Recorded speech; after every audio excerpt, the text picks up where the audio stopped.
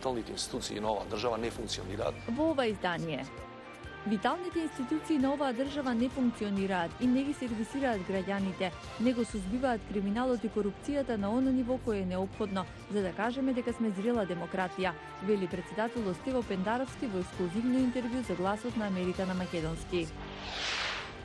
Вице-премиерката Радмила Шекеринска смета дека владата не е единствена што има политичка одговорност и дека секој кој бил вмешан и овозможил да дојде до ваков криминал ќе сноси одговорност. Започнуваме со вестите за глобалната закана од рецесија. Останете со нас.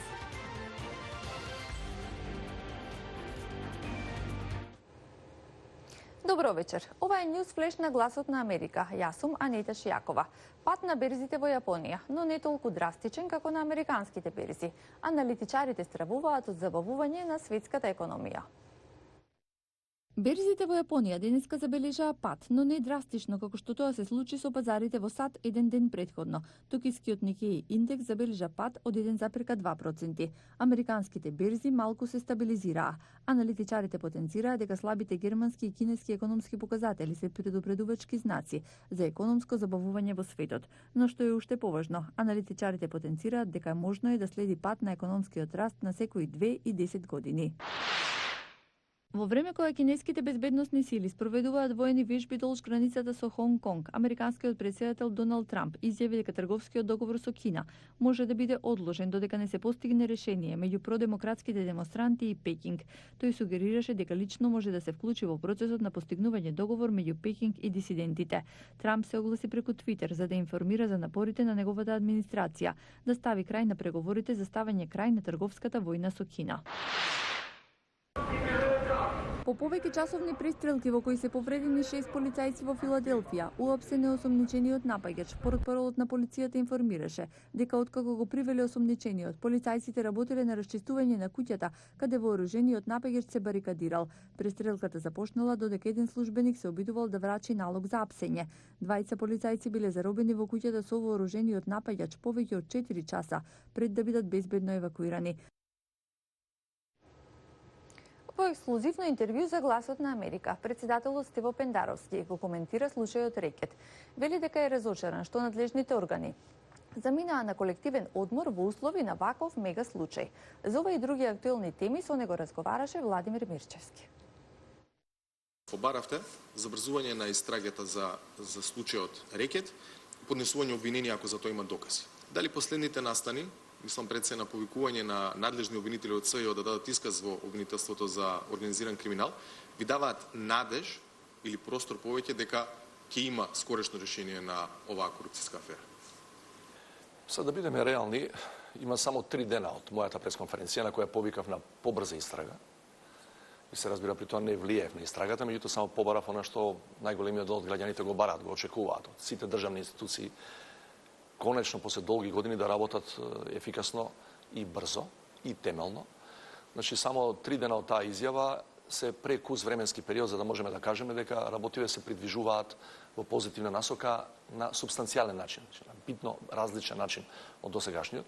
Тоа ја не би брзал со проценките дали тоа значи квалитативно ново, побрзо, потемелно водење на истрагите или на постапувањето на надлежните органи, затоа што знаете дека имаме долги децении за нас, не години, во кои не само тој сегмент од општеството кој е многу битен, туку и многу други, вклучително и политичките институции се разбира, не реагира онака како што треба и затоа сме во оваа ситуација во која сме. Значи едноставно граѓаните сметаат дека институциите кои се платени од нивни пари не си ја вршат својата работа, значи повторувам, не зборувам само за судско-обвинителскиот комплекс, туку генерално виталните институции на оваа држава не функционираат и не ги сервисираат граѓаните и не го сузбиваат криминалот и корупцијата на она ниво кое е неопходно за да кажеме дефинитивно дека сме зрела демократија, а не само демократија во транзиција. Изјавите дека оваа афера зафаќа повеќе слоеви од општеството, споменавте и политичка одговорност. Дали тоа значи дека според вас вакво нешто не може да се случи без знаење или одобрување на одредени политички кругови во државата? Тоа треба да го покаже истрагата. Ние знаеме дека имаше порано случај, аферата ТАТ 97 година, една од најкрупните, од сличен профил, иако не знаеме, таа заврши и судски, дефинитивно, за ова не знаеме како ќе заврши. че не ги знаеме сите димензии на аферата, меѓутоа во тоа време исто така имаше забелешки дека наводно некои политички актери се позади таа афера, или знаеле, или толерирале, дури се спомнува и некои кругови во Народна банка во тоа време. Меѓутоа на крајот паметиме сите дека се заврши само на Сонја Николовска, која беше собственик на таа пирамидална штедилница. Сега има само индиции за таква работа, меѓутоа би било непримерено и не би било коректно од мене и како председател и како граѓанин на државата да прејудицирам, да кажам да има секако политичка инволвираност. Почетните индикатори кои спомнуваат имиња и од политичките кругови, односно слоеви, како велам во таа изјава, и не само од политичките кругови, туку и од бизнис круговите, би морале да бидат навистина брзо и темелно истражени од надлежните органи, за да не остане впечаток, како што остана впечаток од 1997 година, дека наводно крупните риби избегна одговорност и настрадаа само ситните. И конечно не се знае и ден денеска каде сите тие силни пари отидоа. Наредба за форензичко бришење на компјутери во СЈО, изгубен па пронајден мобилен телефон избришан, нели ова е еден начин на влијание врз истрага? Впечатокот на јавноста е дека, иако јавноста нема доволно информации за целиот случај, е дека како некој да пробува некого да заштити. Повторно не можам да влезам во шпекулации. Меѓутоа, спомнавте еден интересен збор околу мешањето во истрагите. Јас сакам тука да се реферирам на она што мене ми беше забележано, имено преку соопштение на јавното обвинителство, околу некако наводно мешање. Мешање во работата на судовите и на обвинителите е можно ако вие повикате судија или обвинител, или му пуштите човек да му пренесе дека треба на одреден начин да го реши тој случај. Со политичка изјава од било кого, вклучително и од председател на држава, вие не се мешате во работата на обвинителството. Дали овој случај може да влие или веќе влие на политичката стабилност на државата? Имавме изјава, препонесавме изјава на премиерот во кој што тој се реферира на хомосексуалци, суетни новинари и криминалци, дека нема да дозволи да му ја урнат владата. Добро, да ја искоментирам прво изјавата на премиерот. Мислам дека еснавските здруженија на новинари дадо најдобар квалификација. Станува збор навистина за непримерена изјава, која користи речник кој може да навреди цели категории наши граѓани. И во таа смисла мислам дека е добро што премиерот уште истиот ден се извини на оние кои се почувствувале евентуално навредени од тие негови зборови. Целото интервју со председателот Пендаровски можете да го погледнете на нашата веб страна. А како што известува нашиот дописник Огнен Чанчаревиќ, денеска вице-премиерката Радмила Шекеринска потенцираше дека секој инволвиран во случајот рекет ќе одговара. Нема политичка заштита и законот важи и ќе важи за сите, рече таа. Оваа држава се промени. И во оваа држава кога ќе се појават снимки, никој веќе не тврди дека се лепени, сечени и монтирани. Оваа држава се промени и кога ќе се види криминал, институциите реагираат. И двајца луѓе се веќе во притвор. Ние кажавме дека од прв до последен не сме заштитени.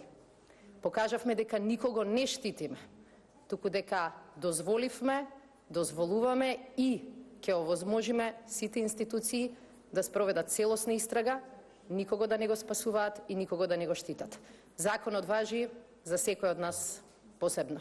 И ние сите им даваме и поддршка и очекуваме обвинителството и сите други институции да си ја завршат својот дел од работата.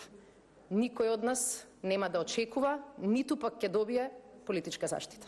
Јас ја слушав многу внимателно изјавата на председателот и политичката одговорност мислам дека е не сосема точно да се поистоветува во владата не е единствената која што има политичка одговорност.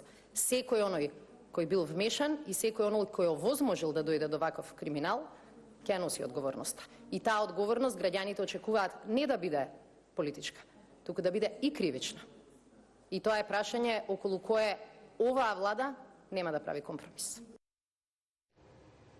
Го гледавте Ньюс Флеш на Гласот на Америка на македонски. Гледајте не утре во истото време. Довидување.